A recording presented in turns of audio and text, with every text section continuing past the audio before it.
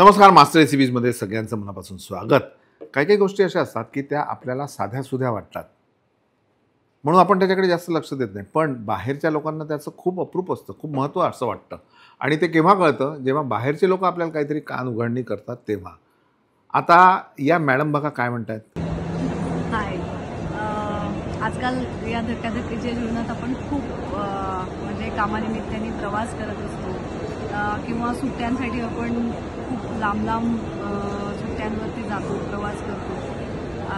आणि अशा वेळेस माहिती आहे का, आपल्याला घरच्या खाण्याची खूप आठवण येते. तर माझ्याजवळ ह्या खास पुऱ्या आहेत. या आहेत शेफ विष्णू मनोहर यांच्या प्रवास पुऱ्या. आता त्या कशा आहेत काय आहेत ते तर तुम्हाला विष्णूजीच सांगू शकतात. पण जशी एखादी आई आपली काळजी घेते ना, तसंच विष्णूजींनी आमच्यासाठी या खास पुऱ्या पाठवल्या. थँक्यू. तर या म्हणतात की म्हणजे माझा असा स्वभाव आहे की आपल्या आसपास जी मंडळी असतात तर ती कुठे गावाला जात असली, कुठे काही फंक्शनला जात असली, किंवा जे आपल्या हातात आहे, जे आपण करू शकतो ते त्यांना देऊन द्यायचं, मजा येते. जे आपल्याला आवडते ते दुसऱ्यांना द्यायचं, त्याच्यात खरी मजा आहे. आपण म्हणतात की नाही की आपण खातो, प्रकृतीचा नियम.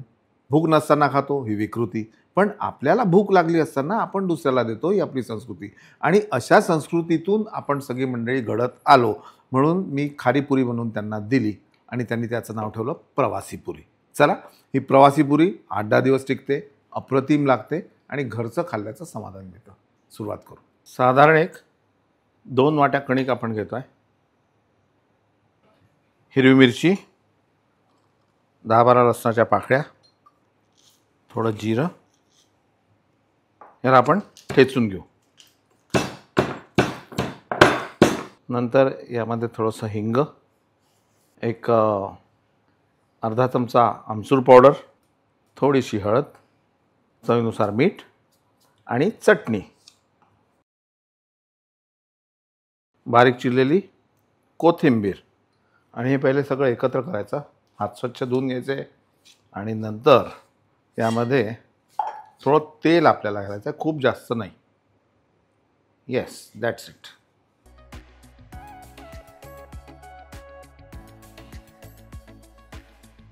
नेहमीची जशी पोळ्यांची कणिक भिजवतो तशी भिजवायची, पाणी एकदम घालायचं नाही, हळूहळू. मसाल्याची पुरी तयार करतानाची एक छोटीशी टिप तुम्हाला देतो, ती अशी की मसाल्याच्या पुरीमध्ये कित्येक लोक वेगवेगळे पदार्थ टाकतात. म्हणजे कोरडे, जसं मीठ असतं, हळद, तिखट, त्यानंतर आमचूर पावडर असतं, त्याच्यानंतर हिंग असतं. तर हे सगळं कणिक कोरडी असताना त्यामध्ये मिसळायचं आणि नंतर मग पाणी घालायचं आणि गोळा मळायचा. होतं काय की पाणी घातल्यानंतर ह्या सगळ्या गोष्टी एकत्र होत नाहीत, म्हणून कुठे कमी मीठ लागतं, कुठे जास्त मीठ लागतं. लक्षात आलं? येस. ते मात्र सगळ्यात शेवटी, म्हणजे छान ते वरतून लागतात. ओके, ये बा. आता थोडंसं तेल हातात घेऊन याला छान मळून घ्यायचं.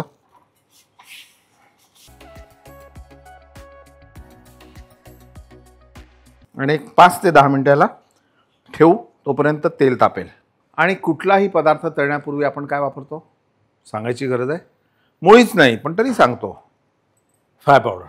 फ्राय पावडरचं असं असतं की फ्राय पावडर तेलामध्ये घातल्यानंतर तेल हलकं होतं आणि नंतर त्यामध्ये जे काय आपण तळतो ते कमीत कमी तेल घेऊन बाहेर पडतं. आता अर्धा लिटर तेल आहे आणि एवढी फ्राय पावडर ही टाकायची याच्यात. बघा,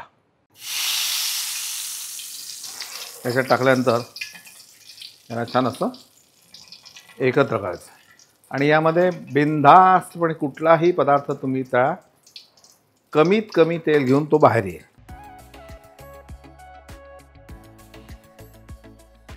प्रत्येक गोळा छान मळून घ्यायचा. थोडं तेल लावायचं. अर्थात तुम्ही असं तेल लावू नका, तुम्ही बाजूला घ्या तेल. म्हणजे हे एकदा तेल लागलं, नेहमीसारखी पुरी लाटायची.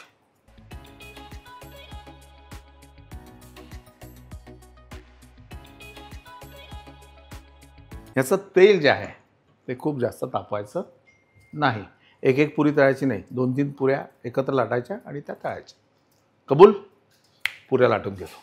आणि ही पुरी बघा, एवढी पातळ लाटायची. पुऱ्या आपल्याला फुगवायच्या नाही आहेत. फुगल्या तर त्या मऊ पडतात, आपल्याला कडक ठेवायच्या. तर काय करायचं, पुरी टाकायची आणि त्याच्यावर तेल घालायचं नाही किंवा त्याला हलवायचं नाही, सोडून द्यायचं. ती छान कडक होते.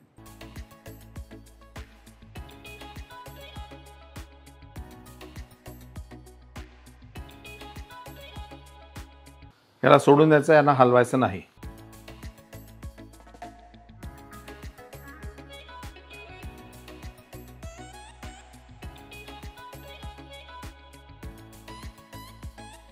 या अशा वेगवेगळ्या ठेवायच्या म्हणजे कडक राहतील.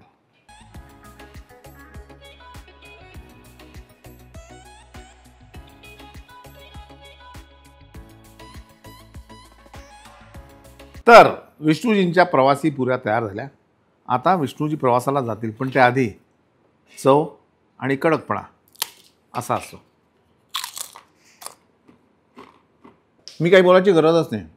या आवाजावरूनच तुमच्या लक्षात आलं असेल की चीज बडी है, मस्त मस्त. पाहता मस्त रेसिपीज लाईक करा, सबस्क्राईब करा, शेअर करा आणि पर्यटन करा. केल्याने देशाटन. घराबाहेर पडा, शहर लक्षात येईल.